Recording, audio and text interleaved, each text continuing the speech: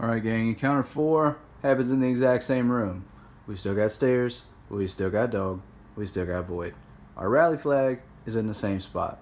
However, once everyone rallies and you're ready to start the encounter, you would shoot the boss, and when you shoot the boss, something's going to change.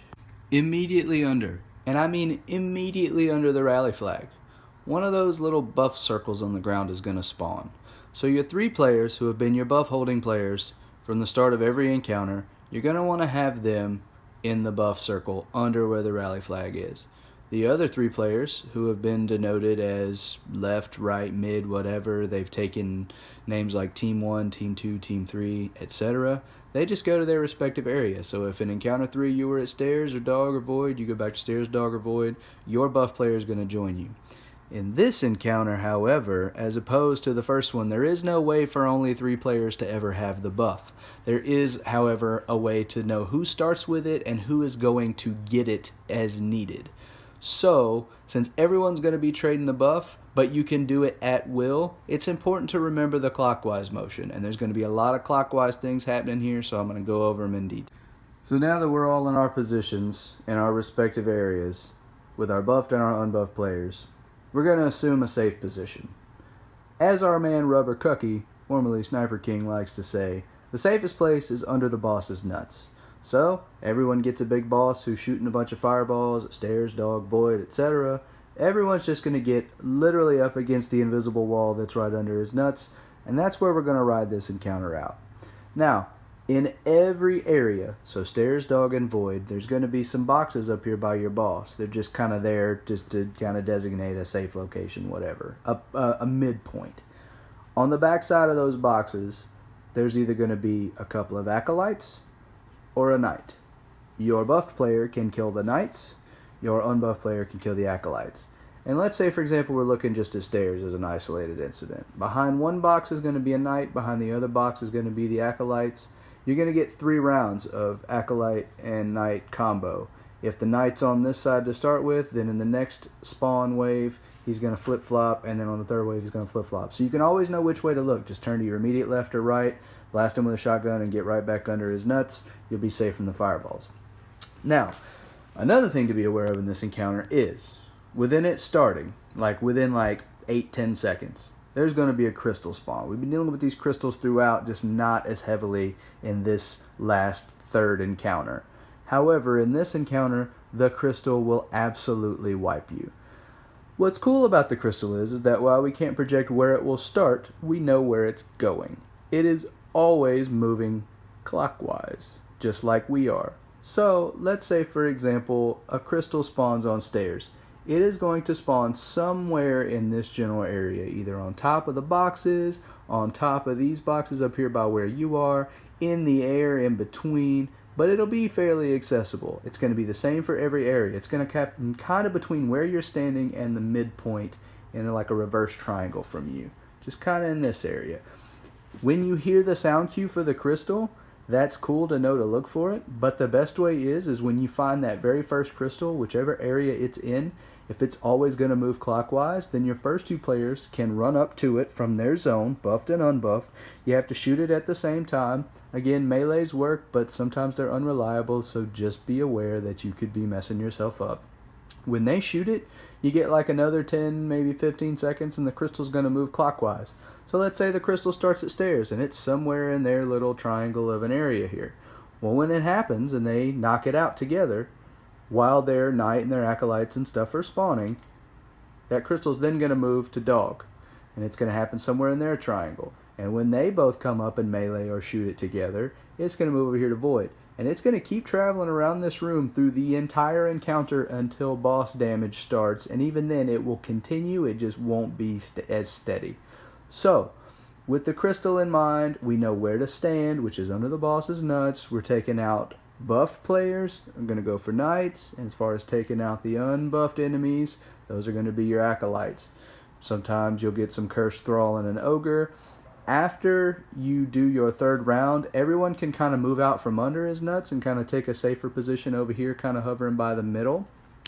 Because that's when whoever got the crystal first, the people that in that area, they're going to get the first deception. And he's going to chase you around your area. So with the crystal moving around clockwise, that tells us, oh, well, whoever starts with the crystal is going to get the first mini-boss. Well, things are going to be going on while he's there, including more crystals, etc. Let's say, for example, before you ever get a mini-boss or an ogre, you need to swap your buff. Well, the people at stairs are a team. This, their immediate to the right clockwise motion, Witch's Crystal, is specifically for them.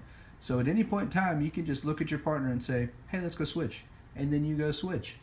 And now the green player is a blue player and the blue player is a green player. So you just swapped your buffs. You can then say, all right, cool, well, I'm buffed now, so I can kill the enemies that aren't highlighted. So if you were unbuffed and now you're buffed, that means you're going to be killing knights instead of acolytes. It's pretty simple.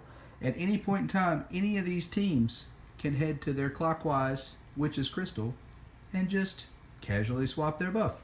You're going to do this maybe 5-6 times throughout the entire encounter if it goes well. So you may as well just get used to the idea of holding the buff or not holding the buff when it's your turn or not your turn anymore. Now let's say, for example, the crystal starts at stairs. Well, what does that tell us? After we do 3 waves of enemies, we're going to get a mini-boss, and he's going to spawn in the exact same spot that he spawned in before, which is right here.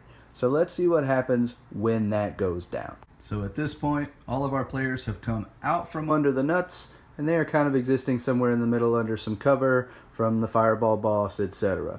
You're going to get some ogre killing done here. So if you have the boss first, you kind of luck out. You don't have as much to kill. With the crystal moving clockwise, the bosses are then going to spawn clockwise. So if in this scenario, the very first crystal spawned at stairs, the first boss spawns at stairs. Well, as you've seen from the videos that you've undoubtedly watched because I trust you, you're going to see that in order for this to work, your buffed player and your unbuffed player, who are going to change throughout the encounter because you're going to constantly be rotating to your Witch's Crystal and back to get your buff swapped and make sure that they last. When your boss spawns in your area, if you have a crystal, get the crystal first. The crystal will wipe you very quickly. The boss, however, does not, but he will. So if you know you're about to get a crystal, there's a solution to that we'll talk about in a minute. But if you don't see a crystal immediately, or you're knowing for a fact that your team to your left, because it's going to come to you in the clockwise rotation next, if they didn't just get a crystal, then you can go ahead and melee your boss.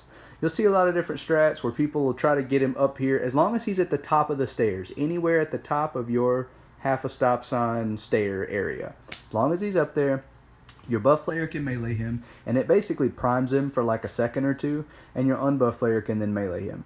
Different people will say drop a well here, drop a Ward of Dawn bubble, drop, whatever. If you can stay alive, you ain't got to drop nothing. If you can't stay alive, cool, drop the Ward of Dawn. I like it. It's a nice touch because bubbles are back. I would not waste a well on this opportunity. A rift maybe, but just, don't be in the way when he swings the cleavers at you. But when both players melee their boss at the same time. Meanwhile, the crystals are still floating around the room, so be prepared for them to come back to you. You both melee your boss. You're going to look up at your big boss, your big Galron fella up there, and he's going to shoot some fireballs out of his hand. While your boss is stunned and his shield's gone away and he's like covering his face with the axes, big boss is going to shoot the fireballs and then his hand's going to turn green. Anyone in the encounter can shoot these hands, but it's just easier if you shoot your own boss's hands. You shoot his green hands, doesn't take a lot, and he's going to slam a big cleaver down on your mini boss. And he's going to basically clear your area. So you are no longer going to have ads to worry about in your area, but you still have to worry about a crystal. Well, what do we know about punching these mini bosses throughout these other encounters? When we punch a mini boss, we lose our buff. Well, that means that while you had a buffed and an unbuffed player, you both punched your boss. Now you're both unbuffed. Well, how do we solve this? Our formerly buffed player, who was our first buff getter, it's very easy to just say whoever was the first buff getter is going to be this guy. When we both don't have a buff, our first buff getter is going to rotate to our clockwise Witch's Crystal. Meanwhile, these guys are over here killing ads, punching their crystals, killing ogres, punching their crystals. This one guy is going to go to his Witch's Crystal. And any one of the buffed players who's still maintaining it can be either or. Whoever's got the buff or doesn't, whatever. As long as they say, hey, I need a buff at stairs. Everyone's going to know to look at stairs and look clockwise to this Witch's Crystal. If you, an unbuffed player, are in the circle and shooting the crystal, and either of the buffed players from anywhere in the map shoot that crystal at the same time as you, you're going to receive their buff, but because they're not standing in the circle, they are not going to lose it. So you've essentially cheesed the buff system in that they get to keep their buff from wherever they are shooting at your crystal, and you get to gain it because they shot it from the outside. So what does that do? Well, that means that instead of having two unbuffed players who just meleeed a boss, I now have a buff again because I'm the first guy who got the buff at stairs, and the unbuffed player just gets to keep not having a buff. And if the crystal rotation comes back around to us after we've killed our boss, we can successfully still take out our crystals. If the boss spawned here, that means the boss is going to spawn here next. Well, they're going to follow the same pattern. They're going to get him up here. They're going to melee him at the same time. They're going to shoot boss's hands after he's been stunned, and he's going to slam a cleaver on him. They're both going to lose their buff, and then our buff player, our first buff player, is going to rotate down to his witch's crystal. He's going to say, hey, I need a buff. And either of these two fellas who are buffed are going to look at his crystal, and they're going to shoot it and transfer him a buff, cheesing it once again. They get to keep theirs. He gets to gain his back. And we're going to do this until all three bosses have been stunned, and at that point, we get a new mechanic. It's very easy to say, oh, well, I'm just going to show you this. Because we're not looking at the videos, I'm just going to assume that you know what I'm talking about. All three of the bosses in all three of the areas, the big bosses, the big Galrun guys, they're going to raise their hands and they're going to start this weird like hive energy green rainbow between them. You got to shoot the left and the right hand. It's very easy if at the beginning you just say, hey, I'm going to be the left-hand shooter and I'm going to be the right-hand shooter. You're going to need this in every area. So if the stairs guy has a left and a right-hand shooter and the dog guy right and left, etc., then when you're doing boss damage, you'll already have left and right-hand shooters anyway, so it's pretty easy. But you shoot the left and right hands, and then you shoot him in the head until he either does a mechanic where he disappears or he does a weird mechanic where he stops taking damage, but he stays where he's at. Two of them are going to disappear and one of them isn't. So to follow our motif, we're going to keep this guy at stairs. Assuming he's going to spawn at stairs after the other two have disappeared, there's one thing that you have to remember. Everybody's buff is going to be at different stages. Different people are going to have different timers because you've been swapping at will with your partner throughout the entire thing. It does not matter who has the buff and who does not have it. But everybody from their respective area needs to go to their respective crystal and swap with their partner at the start of damage. You're going to have like a couple of seconds, like maybe 5 to 10, between when the other two bosses disappear and this one stays behind and becomes ready for damage. Immediately go to your crystals. Right then, I cannot stress this enough, go to your crystals right then and swap your buffs. You'll have a full minute to do damage before your buffs become a problem. From the boss's feet, there are going to be some exploding thralls in the sort, or some regular thralls, I forget, and they're going to charge right at you. Everyone hops in a well of radiance at the base of the stairs looking up at the boss. It's not a hard concept. You're going to have 3 buffed players who just renewed their buff as the 3 unbuffed players just gave it to them at their respective crystals. You all come to the middle. You're going to shoot his hands. You're going to have 3 left-hand shooters and 3 right-hand shooters because you had 1 of each in each area. When he puts his hands up, you shoot his hands with your outbreaks or whatever you're using. His hands drop and his head is huge and it's a crit spot. You shoot the crit, shoot the crit, shoot the crit. Now, those thralls are going to make their way down the stairs towards you. They're not really hurting you in the well, but they can cause flinch and can be aggravating. So if your blessed players could just throw some area of effect grenades like pulse grenades, solar grenades, scatter grenades, whatever type of character you're on, just drop a grenade at the top of the stairs to keep the thrall off you and just keep shooting. Now, he's going to do this a few times where he stops taking damage in his head, raises his hands to his side, and they glow green. You got to shoot the left hand and the right hand. They both go down. You start damaging the head. Outbreak can do this in one phase if you're trying really, really hard, but to do it a second time is not that bad. You literally just finish out your well, rearrange your buffs one last time, and then everyone just reassumes their original position, and you do the same thing over again. Mini bosses, crystals, transferring buffs, it's that simple. Get you some raid shit, have a good time, don't fucking suck. You have no excuse after I've just taught you all the mechanics.